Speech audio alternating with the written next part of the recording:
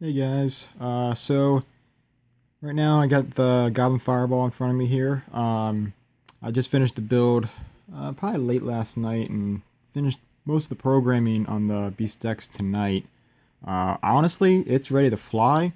So I've been going through the forums and a bunch of people that are, that haven't gotten theirs yet or still waiting for it or just curious to know. Had a few questions I saw in the forums and I'm just going to answer them in this video here. So, yeah, well, first of all, I'm going to go with, I do have a build video, time lapse, speed time lapse of the helicopter. I will be posting that later on. Might take me a little while to edit it all. Build wise, very fast, very easy. This was a very, very easy build. Easiest helicopter ever built. This is my third Goblin that I've built. Built the 500, 420, and then this is the easiest one. It took the fastest amount of time. There's just nothing to it. It's so easy, and I honestly would recommend this for a beginner heli builder. Maybe not a beginner pilot, but just a beginner, like this is your first kit, you've never built one before. I'd recommend this to it because it was very easy. I really like it. Only downside that I don't quite like is the decals. You can see that they're still trying to peel up a little bit. Constantly, I'll probably have to put a bit of glue or adhesive on there. Also, if you look carefully, you can see some cracks, like cracks right there. When you screw it on there, they weren't there when I screwed it on there, but after a while, I guess they just formed. It's not. It doesn't do anything with this. It doesn't, ruin the structural support of it. It's just, I don't know why they were there. I guess when you tighten them down, just don't tighten them too much because over time, over a little period of time, they will crack. If it gets worse, I'll just take them back off, put some like a fiberglass cloth patch over the inside, and then put them back on, and that should do it. Hopefully they'll work on the decals some more because they am not really happy with the decals. But you know what? I don't care. I'm not gonna complain over decals. So yeah, that was kind of a big concern. A lot of people were saying. One thing, if you can look in the head here, let me tilt this up. You notice this play here. Now, I thought this play was my set screw. Like there's a set screw that you have to bolt the main shaft on to the feeder hub for the motor. I thought I just didn't get that set screw in properly, so I redid it, and it still had the head play. So I'm guessing this. I looked at everything. There's no possible way to get this out. So I'm guessing the little groove that the motor has, and then the little feeder that slides over there, they must have a little bit of play in there. So that's probably, it shouldn't do anything bad, but it's just kind of like, it's unusual. Because you see this in a large helicopter, it's like, oh boy, something's not right. You see it on this, it's probably normal. One thing I had to do to it, if you see right here, so they, dadgummit, servos are noisy. So the anti-rotation bracket here, I actually had to take a file and kind of file that out because it kind of, so the servos, they kind of push the little the carbon infused plastic in a little bit, so it kind of gets a little stuck. So I took just a simple file and just went inside of it, rounded it out, or just kind of shaved off a little bit, and now it's butter smooth. So that's just a typical thing you have to work on there. Kind of like when they say sand the carbon fiber frames, that's kind of like what you have to do. I didn't mention that, but that's a simple fix. Motor is freaking huge. I mean, look at the size of that thing. It's huge. Can't wait to spool this thing up. Oh yeah, another thing that I would do is I got some black twine. Come on, focus. Black twine around the push rod here. So when I threaded that in there, I saw like you could see some stress cracks. So I wanted to make sure that didn't break. I do this to all my goblins, actually.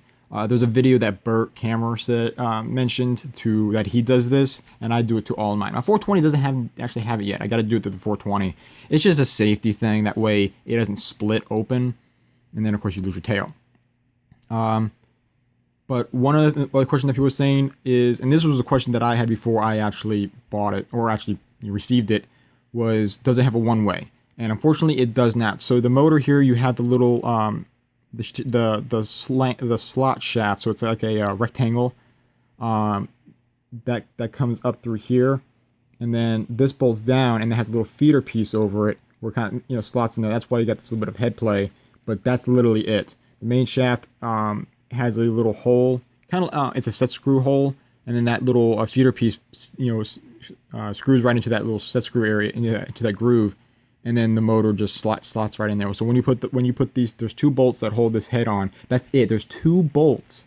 So you can literally take the head off and 2 bolts, boom, done. Just undo the linkages, 2 bolts, off. So easy. You'll see the slot there, and it merges together. So that there is no one-way system at all, whatsoever. So yeah, and the belt obviously goes around the motor can, which is a pulley that bolts onto the motor. So yeah, no one-way whatsoever, unfortunately. But I mean, who's gonna auto this little thing, you know? I mean, I got a Blade 300X and I've never autoed it, and you can buy a one-way for that. So yeah, the equipment I'm running is obviously the servos from SAB, motor from SAB, obviously the only motor you can get, and the speed control. Speed control is a Hobbywing Platinum V4 60 amp speed control. And in the manual, it actually has the SAB defaults. So you literally just set it up there and boom, done. Very simple. I got a BeastX Plus in here. DSM2 satellite. That's all I had was DSM2. Oh well. I got a Pulse 45C 6S 1050 milliamp battery. XT60 connectors because the battery had it, and I didn't feel like changing 3 batteries because I bought 3 batteries for it. And that's basically it for electronics. I also the anti-static kit that was mentioned in some videos is, you know, it does come in there. So it does come in the kit, but it's in a piece of paper that's not in the manual. So when you download the digital manual, because I downloaded it and I didn't see anything, it's not in the manual. It's actually in a separate piece of paper, and there it is. It's in there. It's included. So, you just put it right into the motor tray right here. You have to, you know, grind a little bit of the anodize off so you can get continuity there. Now, what it says is to actually like tape it underneath the boom. So, you know, you got it on your vertical here, and then you tape it underneath the boom. What I actually did is I took the boom off and I stringed it through inside the boom, and then I just kind of tilted it, put some CA, let it run all the way down the wire. And it's actually in like this corner right here, so it's out of the way of the belt, and then I just have it come out right here, and then I have it go through here, up here, and then across where the servo wires are at. So it's not in the way, and that way it's not exposed. What I may do later on is, like right about down here or so, I'll probably put a single pin connector. That way, if for some reason the boom needs to come off, I can just unplug that connector. So yeah, that's probably what I would do there. And probably the last thing I want to mention is these servos. I mean, come on, look at them. Look at those servos. They're BKs. They are BK servos, just with the SAB tag on there. So I can't say that officially, that they are officially BKs, but I mean, if you look at them, they are BK servos. Just less expensive. I mean, yeah, less expensive. So I'm not sure how Bert's doing all that, so we'll see. But I guarantee you they're BK servos, because I mean, yeah, they really are. I mean, they're exactly the same. And you know, Bert is, you know, distributing SAB, so you know they're not going to try to rip him off with a clone of his servo. So I'm pretty sure they're working together on that, which is awesome. It's great. I mean, BK servos are amazing. I prefer Expert, but BKs are definitely a good choice servo. Yep. Oh, and also another thing that people were asking is, does it have the slots for zeroing out? Come on, cell phone, focus.